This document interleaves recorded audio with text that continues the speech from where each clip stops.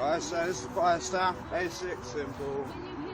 This is a detachable one, so it's great for travelling. This is just unscrews. Like so.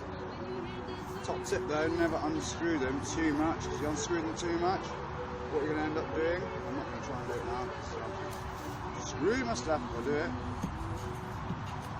But if you end up unscrewing it too much, which I'm almost doing, basically it gets stuck in this end, and then you just doom. And then you have to literally get a whole new staff. But in other news, it's actually really quite good, because not only can you use it for a fire staff, but you can also use it for like stage props. Now this obviously only works when you're on a beach or something, but like the torch, stab in the ground, there we go. Problem with that of course is, you get mud in the end, and nobody likes that. Nice little wiggle on that, happy days. So the first thing I want to go into is fire safety really. That's one of the most important things when it comes to doing fire shows and such. Now obviously if you're performing in public and that, you're going to want to get insurance. That's not too costly really, it's about between 50 and 100, it really depends. And another big dependent is your wicks. So like these are getting a bit rubbish now, you see, they're getting a bit torn and that. So I probably couldn't get this one insured maybe now. It's still holding up a bit, but you know, we'll have to see about that. But what you want to do, you want to keep your fire stuff separate from your fuel. Now that sounds stupidly obvious, I know, but so you should always have fire blanket and extinguisher. You should always have someone with you as well if you're doing it out and about. Here I'm obviously by myself, so I might not do some fire for you guys today, unfortunately. Sorry, but I haven't got someone else with me to catch anything just in case. It's usually worse if you have stage props hanging around. If you've got stage props hanging around, one might catch somewhere, then another might catch, and there's two areas. One person can't put both out, so you really need to have someone with you. So I use this, paraffin. Different people use different things, but for spitting and for just regular spin work, paraffin's quite a trusty one. It's a bit smoky, I must admit, but it's an oily one, so it doesn't really light as much. And if you were to spill a bit here and there, it wouldn't sort of spread, and it's much more easier to control. Obviously it tastes nasty, so if you're going to be spitting it, you're going to be spitting it properly. But that's for another day. It's for another day. Today it's all just about standard fire safety. So let's so a couple of basics then. You're gonna dip your staff. A great way to get the excess off. You can either leave it to drip dry, so to speak, and that's just basically you're gonna let it drain off. Or some people like to roll it across their arm like that. The harder you do it, the better, and it just gets all the extra kerosene off. They're really quite a cool display actually. But you really want to do that when it's sopping wet in the kerosene, and then it gets a really nice explosion. Great way to start a show. So what I'm doing here at the minute is just basically like hand rolls. You're literally just doing it a bit, sort of rolling your wrists really. Okay, rolling the wrists from one side of the body to the other side of the body. So hand, roll on the wrist. Forward, literally rolling the wrist. Get a nice little spin on that. But you see, this is going to be on fire when you're actually doing shows. So you want to take that into account and know where the other end is at all times. After a bit of practice, you'll get that. But yeah, you can use that to your advantage as well. So what I was doing then, something simple like that, just works like a fantastic treat. You can swap hands with it, get control of that fire. But always remember where the other end is. If you're a young lady or such and you've got a nice, I dare say cotton dress, I would wear a cotton dress if you're going to do it, but if you are wearing such kind of thing, then that's going to be the key part of what's going on there. You're going to be coming around, it's going to catch a dress, you're going to be on fire, but thank God you'll have a second person to be your fire warden, so you'll be alright. I'll just do a little couple of basics into throws, so the same sort of thing we do in hands. Want to bring it round and just really simple. In daylight, it's quite easy. At night time, when it's dark, when we see the fire, that's when it gets a bit difficult. So let's say, for example, I'm going to roll it over the top of my hand and I'm going to just give it a nice little throw. There's another one you can do, it sort of spins like that. And then you want to catch it back into that motion. So I'll go through that again. So, basic hand rolls. Throw, easy. Hand roll, throw. So when it comes to the bottom of your hand here, that's when you want to start throwing there, when your elbow's sort of a bit in an awkward position really. Round, throw. And straight back into the other hand rolls. Throw. Now that gets obviously a bit harder as I throw further away. That's a bit higher in the air. You see, it's quite basic really. You do want to practice this before you do get going. I've been to a couple of beaches where there's been a bit of seaweed on in the past, maybe some dry leaves, and like it's not going to catch and burn straight away, but you want to be aware of what's around you really. That's another tip for your fire safety really. But yeah, so the second throw is a bit more harder just because if it's spinning around like that, it's always going to come down, right? Whereas if it's going around like this, I mean, it could come on there, but the one point you know is always going to be is the centre, right? So that's what you're going to be aiming for. You want to let go of two hands and capture one, ideally. But I mean, I've been doing too many nunchucks, so I'm not super good at this anymore. So let's say we're going to go spinning around, doing your basic thing, going to that, two hands, a nice little lob, capture with the one, back into there. Going around, two hands with a lob, capture the one. Once more, going around, two hands with a lob, capture the one. Then you do that straight to another one. Then you're going to control that fire.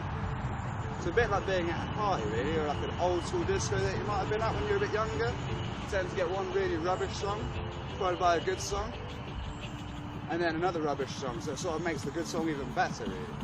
So when you're sort of slowing that movement down, you're bringing like people down so that when you go back into another fast moment, you just add a bit more fun to it.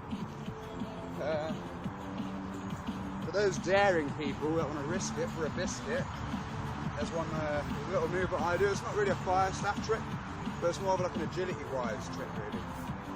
So most people should be able to do this, but as you hold something like straight ahead of you like that, there should be sufficient space between your arms just to get your legs free. Just marginally, about a couple of mils, maybe a centimetre off it. Get your arms as straight as possible, and you should be able to tuck right in and right through it, which is a cool little trick. Especially when you just after a show or just done a spit or something like that. So here we go. You see? Straight under. I don't know if you can see the floor from now, maybe a bit further back. You have a stand on it, it should be. It's like up to about here, touching. So once you're fully tucked in, you're happy. That's the hardest part, to commit to something like that. The same move, you can do it backwards if you really want to go for it. The same sort of thing applies. Straight arms, make sure you tuck in as much as possible. If you're not tucking in, because you're really gonna, I mean, you're not gonna fall over, you just end up maybe breaking your toy, and this costs £100, so don't break your toys, guys. Catch this with some sort of PVC tubing, which I probably will be making in the future. I want to make like a couple of staff sets, a couple of sort of cheap Playboy stuff, and then we're going to do a couple of workshops in and around Newport, and maybe if people want to do it at the rest around the country, then great, good stuff. We are still looking for some moderators and performers, so hopefully we can get that website live, and then yeah, then we can get a nice, great agency going around the UK. It'd be awesome. So back to doing that backwards on the other hand. Same thing applies, just going to be doing it literally backwards. This one's a bit more harder because instead I'd be tucking my toes up. This time I want to sort of tuck my heel in as much as possible. But we'll get this wrong first time, don't worry. So it's straight arms again. So it's a bit It's committing really, which is the hardest part. It's almost like cliff jumping, to be honest with you. It's quite a hard one. So yeah, I'm going to touch back onto fire safety, for example.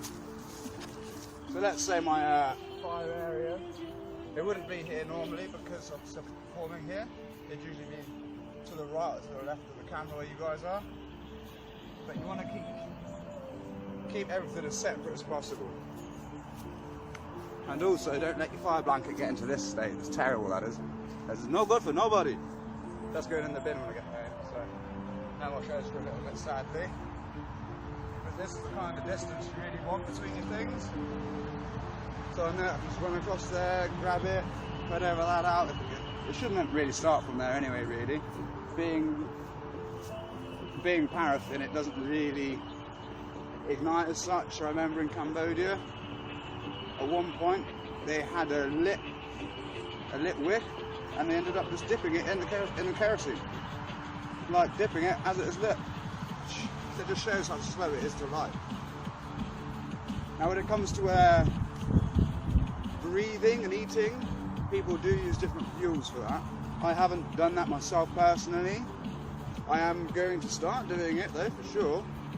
But it's different, you know. So with kerosene, it's quite oily, it's only in your mouth. That's a hard one because you do not want it going down. You get a bit caught up there in your nose or something, it drips a little. It's just really not very good for you. Best thing is to stay calm. You don't really need to go to the hospital. If you're kind of worried, go to the hospital, but you don't necessarily need to. So a bit of gust of wind there coming at us. Coming at us. Whee. Pretty up and against it. Yeah, so what, we've done this. We've got a nice cheeky little throw in there. We've got the other throw. And it's up to you really what techniques you want to do. Like you can either do sort of techniques, sort of like, I dare say, you know, when you go to a carnival and you get them people at the front like just waggling a baton, you could either go with that sort of style or maybe, I mean, I'll try and get a bit of fighting in there. I don't know, maybe that's where I've got the from the nunchucks. But it's quite good because you've got these little points where you can just sort of rib it around. It doesn't hurt when you hit it unless you go really hard. But you see, it's quite a good sort of fighting stance. Same tricks you can do sort of with the nunchucks as well. You can like kind of bring it down right between your legs. Also around your neck. It's not really going to work today because I've got a nice long collar on this jumper, guys.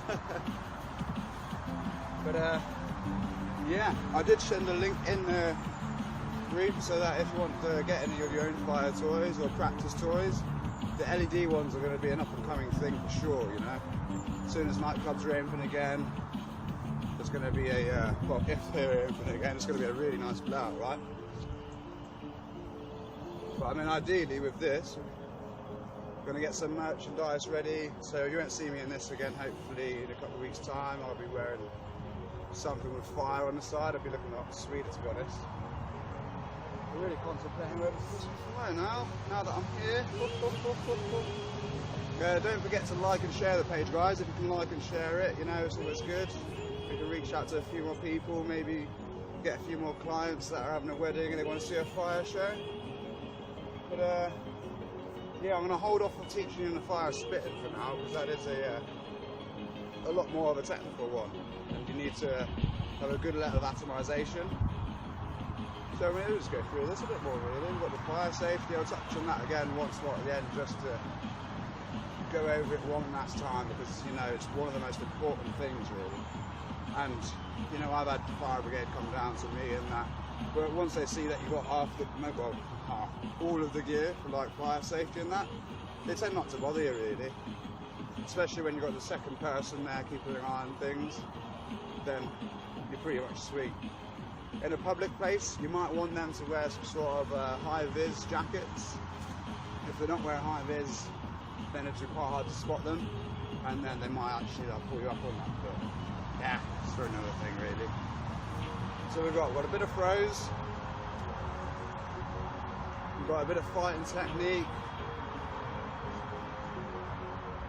If you want to chuck it in the comments what in particular you want to do, then you'll be pretty sweet. But yeah. You can get a few different kinds of other different staffs. This is just a basic fire staff. It's pretty light. There's no sort of thing in it. You can get heavier staffs called dragon staffs. They're pretty cool. They've got little things coming out the side. They look really slick, but they're more of a rolling motion. So they'll be rolling it around like that and such. It doesn't look very good now, but when you've got like 4 things poking off the end, it looks pretty sweet, I must admit. So this really is merely just a speed. I use it a lot for my spitting. And just speed and control really. You can get some speed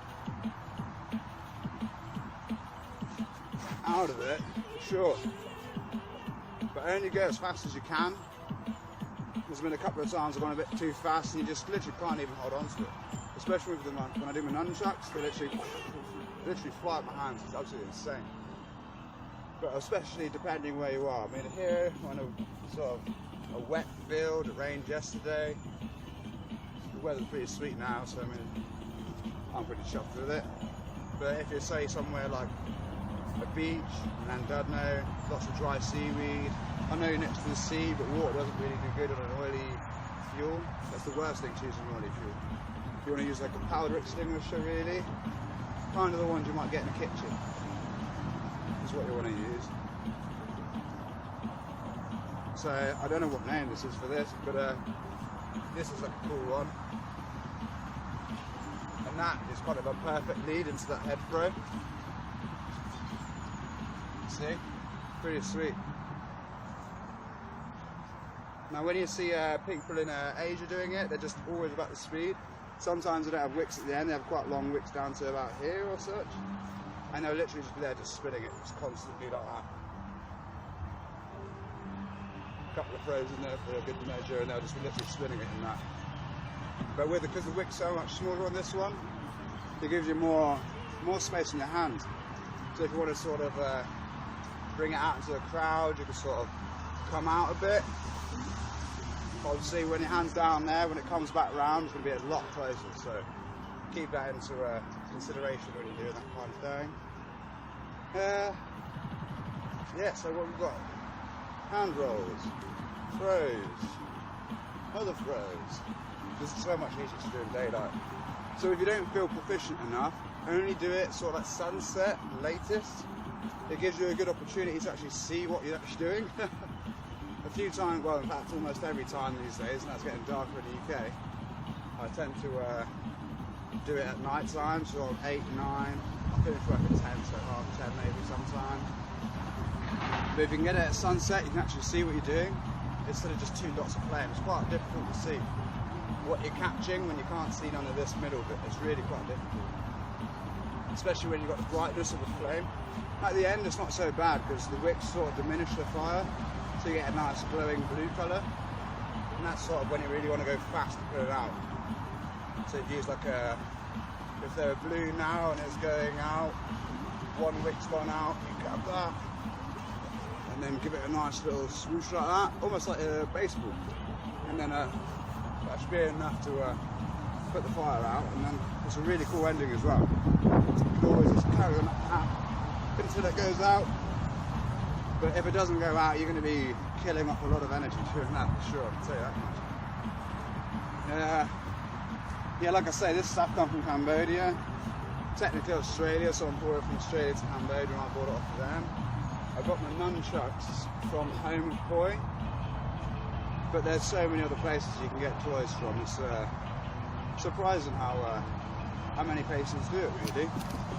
Unfortunately, you don't really see many shops as such doing it. It always tends to be at a venue or something like that, really. You don't really see like shops selling these things, which would be a really good idea in the future, really. Depends if we get lots more people doing it, really, I guess. So, yeah, what you see me doing now, I'm just literally rolling it around my thumb. Roll it around my thumb, bring it in, back around again. See, too slippery.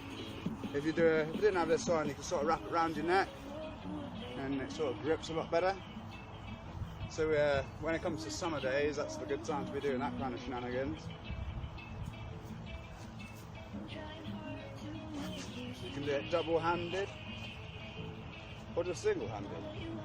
Single-handed is not too bad because you can always catch it in other hands, right? Yeah. Also, we're doing a jump forward, jump back, done a couple of throws, super duper basic. Alright, that's about that now then, really. It's going to go back over fire safety because that is the most important thing in the bloody world. Fire safety, you know. Always have fuel away. That shouldn't be here, that should be over there. Next to you guys on the camera. So that'll be, say, over that side. And then the fire safety stuff. Always keep the fire safety stuff. You want to keep that next to your other person, wherever they may be. Ideally, if they can get it on top of their person, that's a perfect situation, really. Like, I can see on the extinguisher, you can sort of clip it on maybe. I know clip is basically made for a wall or such, but, you know, if you can get a way to clip it onto the actual person itself, it's going to make them look a lot more legit, and a lot less people will bother you. I do think you would have to get permission if you're doing it in like city centres, sort of like Birmingham and that, and busking sort of style. Like, it's not as simple as playing guitar, is it? And even them guys get pushed off. So just make sure you ask the right people in the right places before you go doing fire shows. And always do it with a buddy. Always do it with a buddy. I think maybe insurance might not even cover you if you're not with a buddy. So unless of course you're just practicing out here like this. But yeah. Thank you very much for your time today, guys, and I wish you all the best. I hope coronavirus isn't bothering you too much, and I look forward to the next video. We might do that one tomorrow yet, I don't know, we'll have to see. I'll put it down as an event anyway after this, once I get home, and thank you very much, guys, and have a lovely day. Awesome. Don't forget to like and share.